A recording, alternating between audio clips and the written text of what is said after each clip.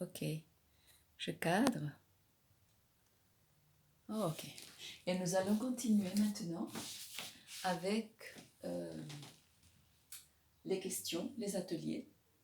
Donc j'ai envoyé ça par mail au préalable et vous avez eu à choisir. Est-ce que l'enfant que vous accueillez a reçu autorité, cadre, limite, saine et structurante? Probablement pas la plupart du temps. Comment se comporte-t-il face aux règles?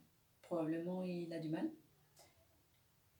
Là, on est là pour me répondre, malheureusement, parce que ça crée une chouette dynamique et puis on peut ajuster à ce qui est vraiment vrai dans votre vie. Comment faites-vous pour lui inculquer l'autorité, le cadre? Donc là, pareil. Donc je vais faire comme je peux avec les témoignages que moi j'ai connus et les apports que je peux faire. Donc, vous êtes dans le partage d'autorité. Quand je dis vous, là je me réfère à l'équipe de l'aide sociale à l'enfance. L'enfant il n'est pas placé exclusivement chez vous, mais le fait qu'il soit placé chez vous le fait être inscrit dans un ensemble. Cet ensemble, c'est l'équipe.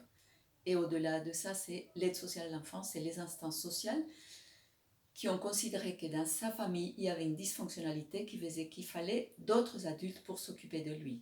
À partir de là, l'autorité des parents qui n'est pas complètement perdue, on l'a déjà vu tout à l'heure, est conjointe.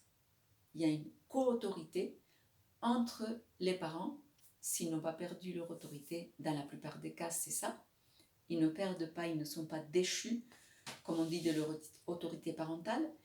Mais il y a d'autres adultes qui rentrent en ligne de compte et qui ont une autorité vis-à-vis de l'enfant. Donc, il peut y avoir ce qu'on appelle un conflit d'autorité. Ce conflit d'autorité peut résulter d'un conflit intrapsychique à l'intérieur du psychisme de l'enfant. L'enfant qui a grandi, plus ou moins, avec un cadre, des limites, des manques de limites ou des façons de fonctionner, des rythmes différents de ce que maintenant la société lui propose à travers vous, l'aide sociale à l'enfance. Et il y a ces deux cadres différents qui lui sont proposés. Il peut se sentir de façon plus ou moins explicite ou implicite obligé de choisir entre les deux. Pour qu'avec le temps, l'enfant puisse intégrer les deux, une partie de l'autorité qui lui a été donnée par ses parents lui paraît valable et lui est utile, une partie de ce que vous lui avez inculqué en tant que représentant de l'aide sociale à l'enfance, et ces deux choses-là peuvent s'amalgamer et faire un tout, il va falloir des étapes, il va falloir une maturité qui se fait. En attendant, la plupart du temps, l'enfant se sent tiraillé et obligé de choisir entre les deux, ou sinon de faire un clivage, couper lui en deux. Quand il est là-bas, c'est un cadre, une autorité, et quand il est chez vous, une autre. Tout conflit met l'enfant à mal et l'empêche d'élaborer, l'empêche d'accéder à des fonctions supérieures de son cerveau en lui-même, et pas juste de son cerveau intellectuel, mais l'ensemble de qui il est dans ses plans potentiels. Donc, au niveau intellectuel, mais au niveau affectif aussi, on a parlé d'attachement, au niveau de sa place dans la société, de son utilité. Et l'enfant se sent pris au piège dans un dilemme insoluble. C'est Rebecca Goddard Whitmer qui le dit dans l'article dont j'ai sorti la citation. Donc vous avez la référence en bas. L'enfant peut sentir qu'il est face à un dilemme insoluble. Il ne peut pas faire une croix sur vous et adhérer à sa famille d'origine. Il ne peut pas faire une croix sur sa famille d'origine et adhérer à vous comme ça, d'emblée. Donc, il peut ressentir que dans la famille d'origine, on lui demande de ne pas aimer, de ne pas adhérer à ce qui lui est proposé par sa famille d'accueil. On a vu pourquoi tout ça, les blessures des parents, les difficultés de compréhension, etc. Mais il peut sentir aussi que dans la famille d'accueil, on n'est pas d'accord avec ce qu'il vit dans la famille d'origine et que de façon plus ou moins voilée, il y a du jugement. Je ne dis pas que vous jugez, même si juger est humain, et je ne pense pas qu'on puisse s'en défaire aussi facilement que ça, du jugement, mais lui, il peut le sentir comme ça. il peut sentir voilà, que sa famille d'accueil s'énerve. Ça peut vous arriver de recevoir des habits encore pour l'enfant qui sont trop petits ou trop grands pour son âge, des manques de signature d'autorisation pour sortir, et vous savez que l'enfant va être privé de sortie ou d'être en marge, marginalisé encore une fois, parce que les parents n'ont pas fait ou ont fait quelque chose avec laquelle vous n'êtes pas d'accord. On va continuer avec ce que ça signifie pour l'enfant. Donc, nous lui demandons d'unifier 2 familles, 2 appartenances, 2, j'ai mis 2, mais parfois c'est pluriel. J'aurais pu mettre appartenance plurielle, pas double. On ne peut plus divergente. Si c'était pas divergent, on n'aurait pas placé l'enfant, je répète. Si c'était proche, comme l'autorité à l'école, elle n'est pas exactement pareille que l'autorité à la maison. L'enfant, il peut naviguer avec ça, la différence n'est pas énorme. Là, la différence est détail. Donc, il ne peut pas tout simplement naviguer comme ça.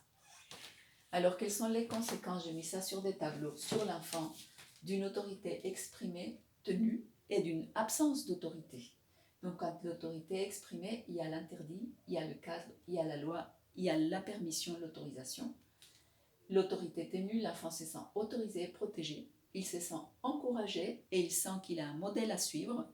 Il se sent stimulé, il respecte autrui et il se respecte lui-même. Quand il y a cette absence d'autorité, l'enfant se sent désinvesti. Ça lui paraît qu'il n'est pas assez important pour qu'on s'occupe de ça avec lui. Et il est désemparé, perdu. L'autorité, elle est exprimée par la limite, par le rappel à la règle, par une conséquence qu'on appellera sanction. L'autorité est tenue, on l'invite aussi au dépassement. Aujourd'hui, tu penses que tu ne peux pas, mais si tu essayes demain, peut-être que tu vas y arriver. Il se sent valorisé, il sent qu'il a de la valeur, qu'on s'occupe de lui, dire, si tu vas par là, c'est dangereux pour toi ou pour les autres, donc je ne te laisserai pas, clairement.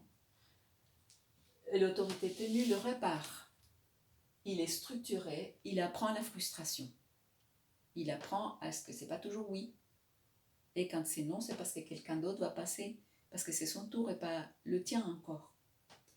Il est fait féliciter, il est valorisé quand on pose une sanction et qu'il arrive à la tenir. Et il a envie de grandir, de se surpasser, de s'améliorer. Il voit les étapes qu'il y a à faire, il voit le modèle, il sait qu'il va y arriver. Surtout si possibilité de réparation. Si l'autorité est absente, il se sent abandonné. Il y a une angoisse, une dislocation, mollesse, manque de tonicité, manque de motivation. Il n'est pas tenu par l'envie qu'a son père, sa mère ou les parents d'accueil de lui fournir des canaux, cadres. C'est pas toujours facile, mais il faut avoir ce tonus-là, de lui proposer ça pour que lui aussi, il garde son tonus. Il est important, il est valorisé, il a de l'intérêt à vos yeux et aux yeux de l'aide sociale de l'enfance et d'autres adultes, même si ses parents n'ont pas pu. Donc on va passer à la question de s'il y a une co-autorité. Vous ne pouvez pas me répondre si vous le vivez comme tel. Une co-autorité qui est partagée entre l'équipe, vous y compris, et la famille d'origine.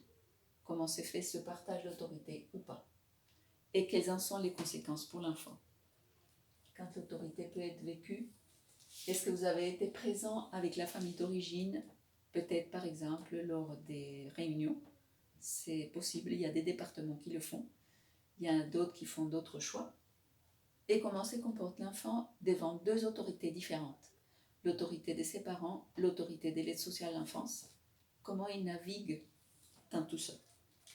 Quand je dis l'aide sociale à l'enfance, j'inclus les associations, les employeurs départements, c'est tous ces instances, ces institutions qui œuvrent dans la protection de l'enfance. Donc, quand il y a conflit d'autorité, qu'est-ce qui peut se passer pour l'enfant? Donc, on va détailler. La famille d'origine est en opposition vis-à-vis de la mesure, vis-à-vis de l'aide sociale à l'enfance. Elle utilise l'enfant pour gagner une cause. Nous avons raison, nous sommes des bons parents, c'est les autres qui sont mauvais, ils se sont trompés, c'est une injustice, c'est n'importe quoi. La famille d'accueil peut devenir la cible des attaques de la famille d'origine. Faites attention à vous. Soyez très proche de votre équipe. pour que si jamais il y a un souci, et écrivez s'il vous plaît, écrivez. Si jamais il y a un souci, qu'il y ait tout ce qu'il faut à l'appui pour que les services puissent vous protéger. Protégez-vous vous-même déjà à la base. L'enfant devient l'enjeu du conflit, peut devenir l'enjeu du conflit. Encore une fois, traité comme un objet. La famille d'origine, elle peut signifier son mécontentement, peut-être porter plainte, ou en tout cas se plaindre. Quelles sont les représentations que la famille d'accueil, vous avez de la famille d'origine, vous les connaissez peu en général, vous me dites ça, on ne sait pas, on ne les connaît pas. Comment on peut se représenter des gens qu'on ne connaît pas? On crée, on imagine des choses quand on voit le comportement de l'enfant, mais ce n'est pas pareil que la réalité. L'enfant, encore une fois, il est instrumentalisé et il y a des exigences qui pèsent sur lui. D'une part, l'aide sociale à l'enfance, à travers vous et ailleurs, dans les réunions, lui dit tu devrais adhérer à ça qu'on te propose, ce que te propose la famille d'accueil. Ses parents lui disent il n'est pas question que tu adhères à ça. Nous, on est là, on est tes parents, on est bons, nous. Il faut que tu fasses comme nous, on te demande. Et l'enfant, il est là-dedans. On force, la famille d'origine peut forcer l'enfant à dire sa propre version des faits. La famille d'accueil comprend, compose avec les attitudes de l'enfant, vous avez des formations, vous êtes considérés comme des bons parents, vous n'avez pas toutes les blessures narcissiques dont peuvent souffrir les parents. Et l'enfant ne se sent pas libre de dire ce qu'il vit quand il sent qu'il va être infidèle à ses parents, à son système. Peut-être que la famille d'origine va accepter l'accompagnement de l'aide sociale à l'enfance ou pas. Vous me connaissez peut-être sa famille à l'enfant. Pour l'enfant, c'est contradictoire. Il se comporte de façon contradictoire. Parfois, au retour de visite, il pleure, il s'énerve. Et en même temps, il saute dans vos bras. Il veut venir vers vous. Mais il montre aux parents qu'il est mécontent de venir vers vous. Donc, on continue. Il peut y avoir de la méfiance et de la rivalité de la part de la famille d'origine vis-à-vis de vous. Vous devez essayer de faire vivre des parents chez vous, alors que vous ne les connaissez que très peu, mal. L'enfant, il fait une mine fâchée, alors que le médiateur a dit que la visite s'est bien passée. Et cette mine fâchée, elle est pour qui? Les parents peuvent avoir besoin de crier leur souffrance à tout prix. Et quand on dit à tout prix, c'est au prix de leur enfant, souvent. Vous pouvez avoir besoin d'unification autour de l'enfant. Et l'enfant, lui aussi, il a besoin d'unification, mais il est obligé de se séparer. Et alors que son besoin plus profond, c'est le besoin d'unification, comme tous les êtres vivants. Besoin d'unification. La famille d'origine, donc, exerce une pression sur l'enfant. Vous l'accompagnez dans son émotionnalité, dans sa vie émotionnelle, ça fait partie de vos missions. L'enfant, il se sent souvent obligé de prendre parti. Il y a un grand bouleversement pour lui émotionnellement, à avoir à choisir entre ce que peut-être il commence à avoir qui est bon que vous lui proposez et sa famille d'origine. Les parents peuvent défier l'autorité, les services de protection. Vous rassurez l'enfant comme vous pouvez avec l'aide, espérons-le, du référent éducatif et de chef des services. L'enfant peut aussi défier l'autorité des professionnels en loyauté avec sa famille à lui, avec ses parents d'origine. Souvent, chez la famille d'origine, il y a de l'inconscience qu'ils sont en train de jouer avec leur enfant. Vous faites l'accompagnement psychique du mieux que vous pouvez, ça fait partie, c'est votre deuxième mission dans le référentiel, accompagnement aux besoins, participer à l'accompagnement, accompagner à répondre à ses besoins psychiques. Petit rappel. Et l'enfant, donc, il est en conflit intrapsychique. Je pense que je vais arrêter là. Ah non, juste dernier. Donc, est-ce qu'ils s'intéressent au sort de leur enfant, les parents? Vous continuez d'accompagner l'émotionnel et lui, il se sent dans un dilemme insoluble. Ce sont des conflits d'autres personnes, pas de lui, et lui, il est pris dedans. Ils font valoir ses droits, les parents, parfois ils portent plainte. Vous encouragez l'enfant, l'enfant se sent piégé, pas d'issue, peuvent arriver jusqu'à porter plainte. Vous pouvez avoir de la méfiance et de la peur vis-à-vis de la famille d'origine, ça serait normal. et l'enfant, il est empêché d'élaborer, comme on dit, de penser sa situation. Psychiquement, ça ne peut plus bouger, ça reste stagnant dans le conflit, ça n'avance pas. Voilà, donc on va arrêter là.